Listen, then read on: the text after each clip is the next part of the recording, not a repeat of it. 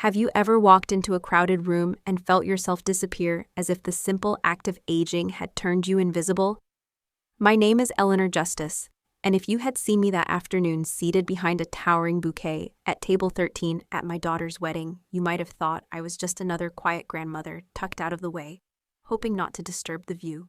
But the truth is, I noticed everything. I always have. Years of gentle smiles and careful silences had taught me how to observe what others miss.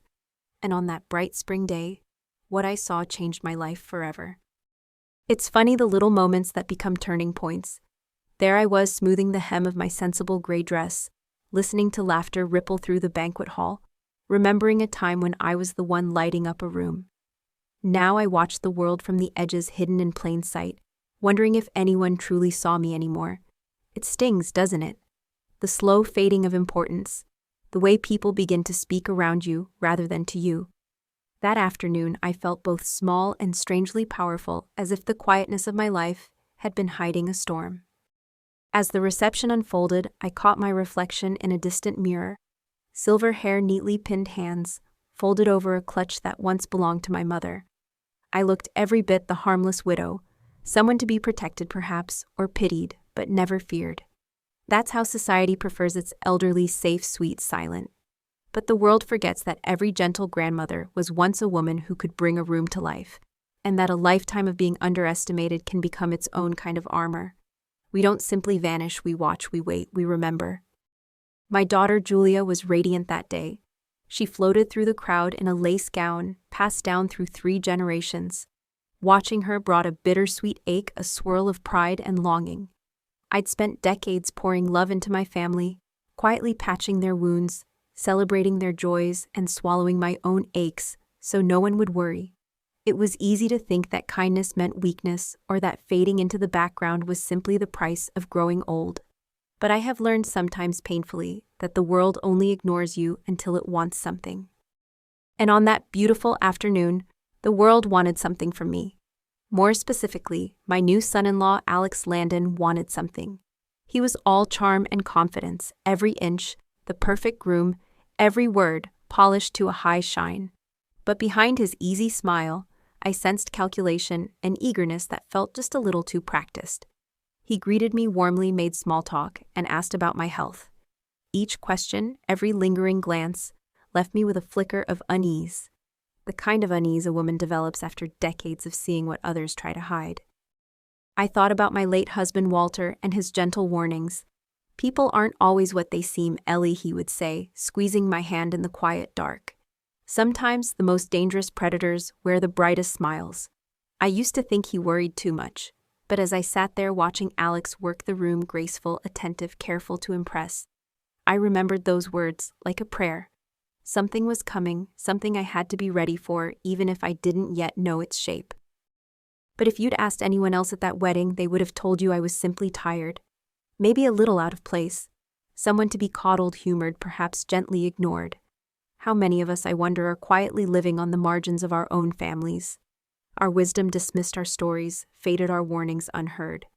It's an ache that grows heavier with every year. But here's a secret: being underestimated is sometimes the sharpest weapon a person can carry, especially when the storm finally breaks. And so, as the evening sun slanted through the tall windows and the music swelled, I made a decision.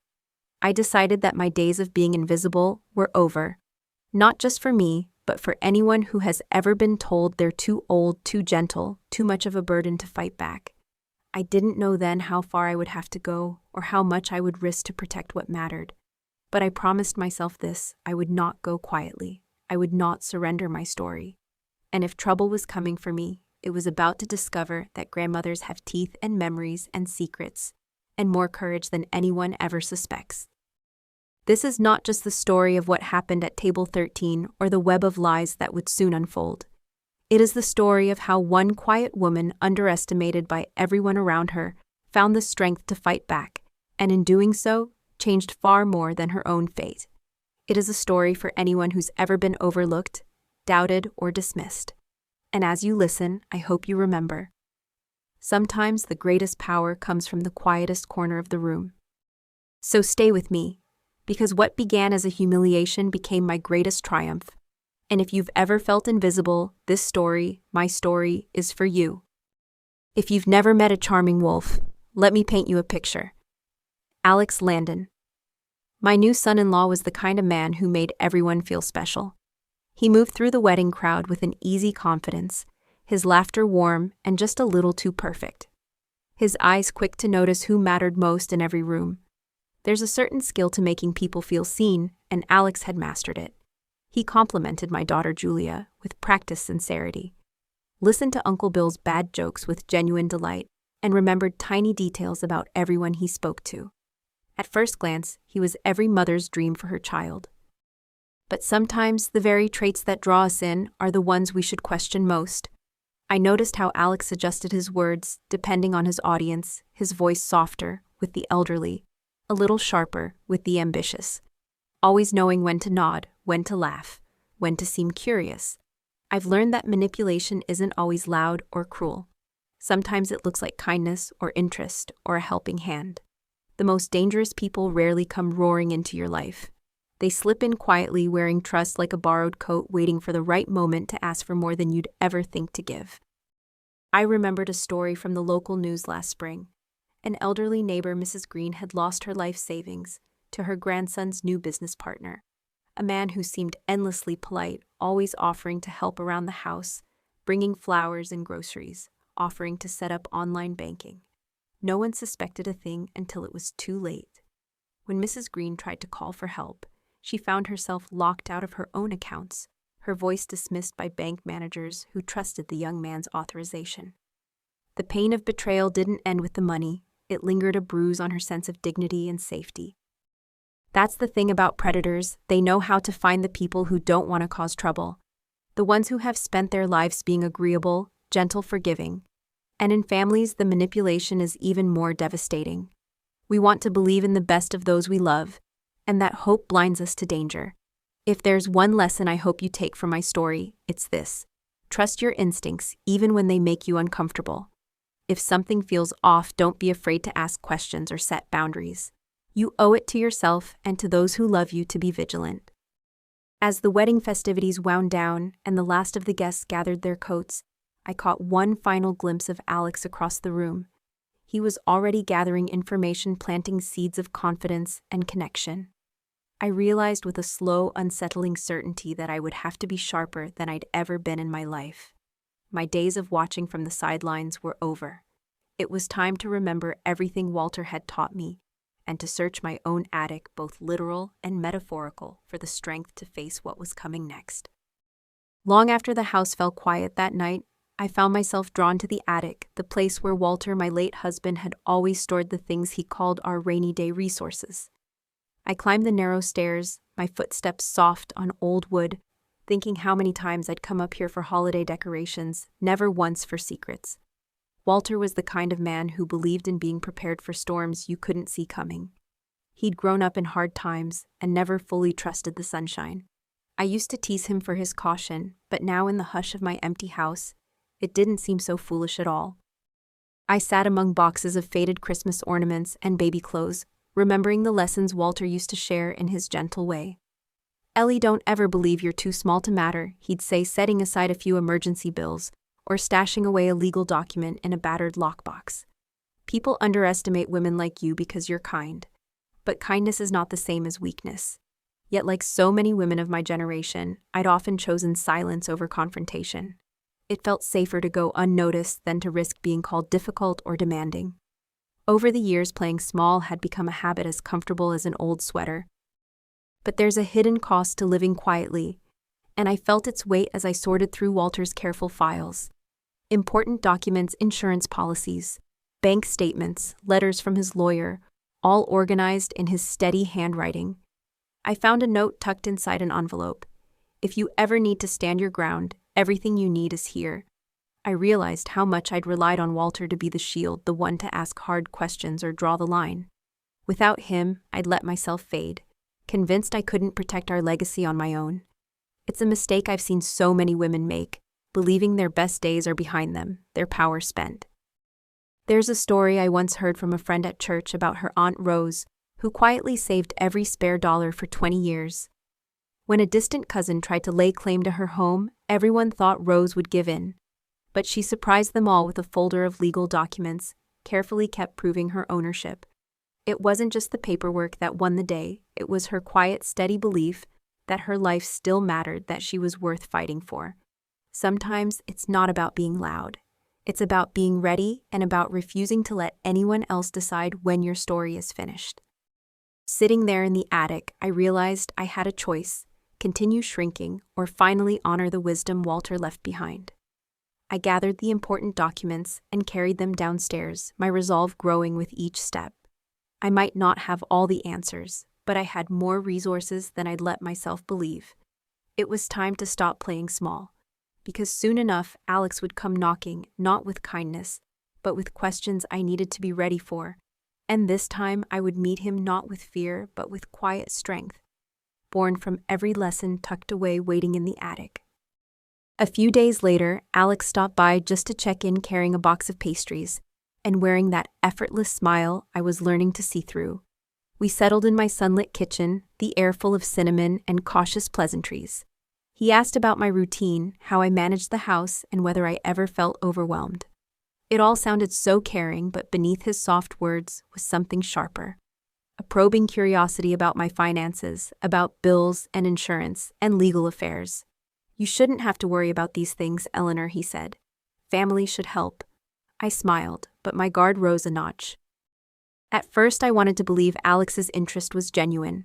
After all, isn't it natural for family to step in when life gets complicated? But soon his questions grew more pointed. Did I have a will who had power of attorney? Had I ever considered letting someone else take the burden off my shoulders? He offered stories of friends whose parents had been scammed or hospitalized, insisting it was only sensible to put safeguards in place now before anything went wrong. It was a pitch disguised as concern, the kind of conversation that leaves you feeling both grateful and uneasy. It reminded me of a woman I'd met at the senior center, Marilyn, who had signed over her finances to her son-in-law for her own good. Marilyn thought she was being practical, trusting family to look after her best interests. But within a year, she'd lost control of her savings and her independence. Her story is more common than you'd think. Elder financial abuse doesn't always look like theft. Sometimes it's wrapped in paperwork, dressed up as protection, and delivered by someone you're supposed to trust. When care blurs into control, it's hard to see the line until you've crossed it. If there's a lesson hidden in these moments, it's this: real love respects your autonomy. Help offered from the heart supports, but it never takes away your voice or choices. I realized then that boundaries are not a sign of mistrust. They're a form of self-respect. It's okay to thank someone for their concern and still say, "I'll handle my own affairs." We all want to feel safe, but safety doesn't mean surrendering your life to someone else's hands, even maybe especially when they say it's for your own good. As Alex finished his coffee and gently suggested we meet to go over some documents together, I promised myself not to be rushed or pressured. I could see the path he wanted me to follow: the slow yielding of decision-making, the gradual erasure of my independence. But this time I wouldn't let politeness trap me. I walked him to the door, heart pounding, but head clear. I knew I'd need allies and answers, and maybe a little courage. As the door clicked shut, I felt the old lessons stirring inside me, and I knew it was time to reach out for the right kind of help. That night, I sat alone in the soft glow of my living room, a cup of tea growing cold between my hands.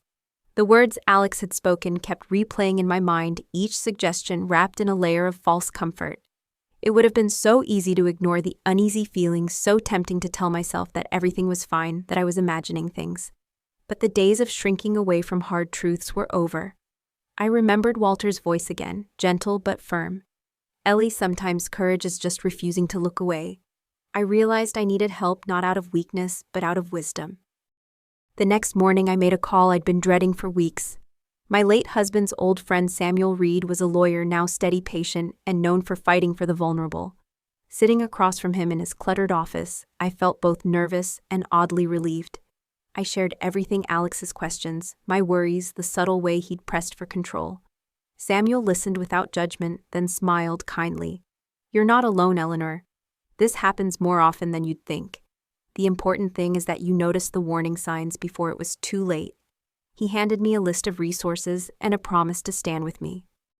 Samuel told me about a woman in town, Mrs. Lopez, who had almost lost her home to a predatory nephew. When she sensed something was wrong, she reached out just in time, securing her rights, blocking fraudulent paperwork, and reclaiming her life. What made the difference, Samuel said, wasn't money or legal know-how, it was her willingness to speak up.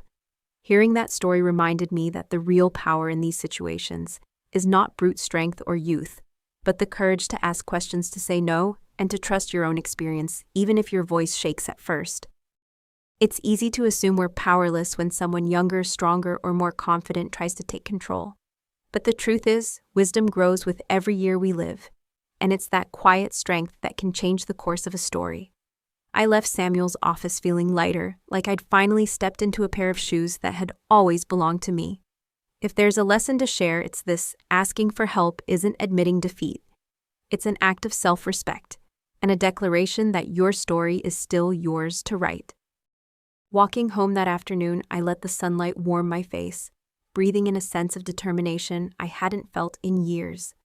I knew the road ahead wouldn't be easy, and that Alex's persistence might grow more insistent. But I was done waiting for someone else to save me.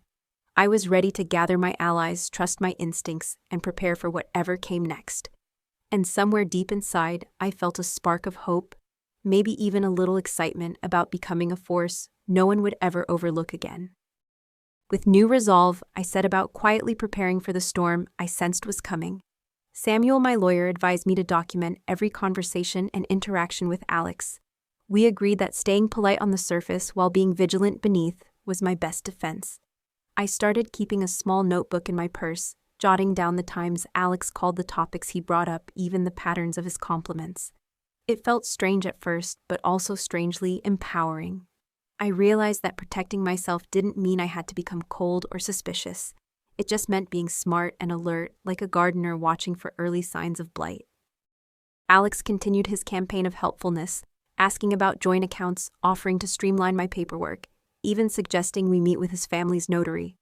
I smiled and listened, agreeing to look things over but never committing to anything on the spot. Meanwhile, Samuel worked behind the scenes to connect me with a local elder protection agency.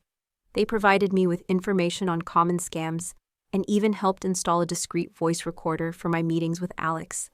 I felt the circle of support growing around me, and it made each day a little easier to face.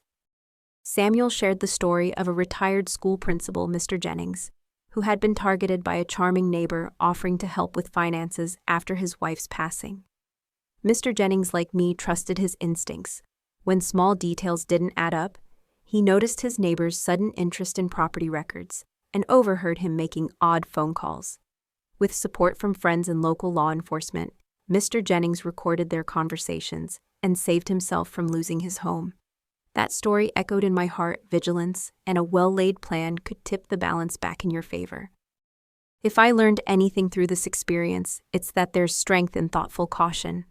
Sometimes outsmarting a manipulator doesn't require confrontation or drama, just quiet, steady preparation.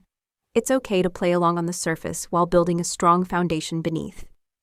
Setting boundaries, seeking guidance, and quietly collecting evidence are not signs of distrust, but acts of self-respect.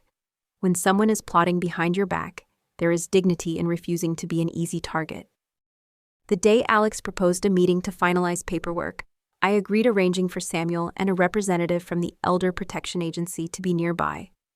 My heart raced, but I felt the solid ground beneath me built from every careful step I'd taken. As I rehearsed my role for the encounter, I reminded myself I was not just reacting, I was leading. Whatever Alex had planned, he would soon realize that some grandmothers are more dangerous than they look. And as I prepared to face him, I knew this chapter of my story was just beginning to turn. The day of our meeting arrived, and Alex was punctual, briefcase in hand, and notary following closely behind. I welcomed them with my usual gentle smile, all the while knowing Samuel and the Elder Protection team were nearby, ready to intervene. The conversation began as a friendly review of documents, but as Alex steered me toward the power of attorney forms, my nerves calmed, because I finally understood who held the true power. With each leading question, he asked every gentle nudge I saw. Not just his desperation, but a web of practiced deceit. Alex wasn't working alone. He was part of something much bigger than one family drama. When the authorities stepped in, The shock on Alex's face was undeniable. But even more startling was what followed. During questioning. Alex admitted that he had been coached by relatives, an uncle who'd done the same to their own mother, a cousin who had handled fraudulent paperwork for neighbors. What I thought was a single betrayal was really a pattern handed down like a family secret. I learned that elder fraud, especially within families, is more common than anyone likes to admit. Too often these networks depend on silence and shame to thrive, making victims feel isolated or foolish. Samuel later told me about a nationwide case where a group of siblings had conspired over years to siphon funds from elderly parents, each playing a different role, from trusted caregiver to financial advisor. The fraud unraveled only when a vigilant neighbor spotted strange activity and alerted authorities. In the aftermath, the parents found strength in community support, eventually rebuilding both finances and confidence. Their experience was a sobering reminder: the people closest to us are sometimes the least expected source of harm. But also that intervention, no matter how late, can change everything. The lesson I took from all of this was simple but profound: never assume manipulation comes from strangers alone. It can hide behind familiar faces and loving words. That doesn't mean we should harden our hearts, but rather we must learn to trust our own perceptions and ask for help if something feels off. Speaking up isn't a betrayal. It's a way to reclaim our safety and dignity. Networks of deceit depend on our silence breaking. That silence is often the bravest thing we can do. In the days after Alex's arrest, our family was left with a tangle of emotions: shock, sadness, even relief. As we pieced together the extent of the deception, I realized that uncovering the truth was only the first step. The wounds from betrayal run deep, and healing would take time, honesty, and care. Still, there was comfort in knowing that light had found its way into the darkest corners. I was ready at last to face the aftermath, with my eyes wide open, prepared to protect both my family and myself as the journey continued. In the quiet after the storm, I sat at my kitchen table with Julia, my daughter, watching her process the truth about Alex. The shock had settled into something heavier, a sorrow that clung to both of us. She asked me through tears how someone she loved could be capable of such deception. I didn't have easy answers. Betrayal by family isn't just a crime of money. It wounds your sense of belonging, of safety in your own home. For a long moment, we sat in silence, both grieving the loss of trust more than the loss of any dollar amount. Days passed and the family fractured under the weight of what had happened. Some relatives questioned my choices, wondering if I'd been too suspicious or too harsh. Old resentments surfaced, and every conversation seemed to circle back to the question: how could this happen to us? In those moments, I remembered a story from my church group about a widow named Evelyn, whose nephew stole from her and left her isolated. Her pain was not just financial, but deeply personal. But in time, Evelyn rebuilt her life with the support of friends who believed her when family did not. It's a lonely path to walk, picking up the pieces after trust is broken, but it's also a journey toward clarity. I realize that love, even within families, doesn't mean turning a blind eye to wrongdoing. Sometimes the truest act of care is naming what hurts and refusing to let shame keep us silent. I encourage Julia to let herself feel the loss, to cry, to rage, and finally to choose what healing would look like for her. There is no script for forgiveness or moving forward, only a promise to keep walking even when the road feels long. One lesson I hope others can draw from our experience is that betrayal can happen to anyone, and it's not a reflection of your worth or intelligence. Manipulators are skilled at hiding their intentions, especially from those who want to see the best in them. The bravest thing you can do is listen to the uneasy feeling in your heart and trust it even when others might not understand. Healing from broken trust isn't quick or easy, but it is possible, and it's worth fighting for, because you are worth fighting for too. As the weeks unfolded, Julia and I learned to lean on each other, slowly building new routines and boundaries. We reached out to support groups, shared our story with others who'd been hurt, and found comfort in the simple act of being believed. The pain of betrayal would always be a part of our story, but it didn't have to define our future. With every honest conversation and every step toward healing, I felt hope taking root again. Steady and quiet as spring rain, reminding me that even after the darkest winters, life can begin anew. Justice moved slowly, but it did arrive. The day of Alex's trial, I sat in the courtroom clutching Julia's hand, surrounded by others who had been harmed by someone they trusted. The judge listened to every detail, every piece of evidence Samuel and I had so carefully gathered. When the verdict was read and Alex was found guilty, I felt a complicated wave of relief, sorrow, and closure. The sentence would not mend every wound, but it was a signal manipulation and betrayal, even within families, would not go unpunished. The law had spoken for those who often felt voiceless. In the months that followed, I used the settlement from the case and Walter's legacy to create something new, a foundation dedicated to protecting seniors from fraud and empowering them with knowledge. We held community workshops, distributed safety guides, and partnered with local organizations to spread awareness. One day, a woman named Bernice called to say she'd attended one of our events and had stopped her own granddaughter from taking out loans in her name. She cried on the phone, grateful not just for the money she'd saved, but for the confidence she'd found to speak up and reclaim her life. Stories like Bernice's reminded me that fighting back isn't only about punishment. It's about rewriting the ending for people who thought their voices didn't matter. Justice, I learned, isn't just handed down in courtrooms. It's built in kitchens and community halls, on phone calls between strangers who become allies. I saw how the ripple effect of one act of courage could protect dozens, then hundreds of people who might have otherwise suffered in silence.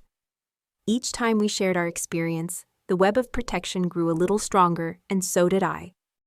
If there's a lesson I'd pass along, it's this: your story is not just your own. The pain you survive and the strength you find can become a lifeline for someone else. You don't have to start a foundation or stand in court to make a difference. Sometimes it's as simple as checking on a neighbor, offering to review a confusing document, or just listening without judgment. Our legacies aren't only built from what we protect, but from what we give back. Walter once told me every act of protection is an act of love. I carry that wisdom with me now, every day. As the seasons changed, I watched Julia blossom with a new sense of purpose, helping with the foundation and supporting others who needed hope.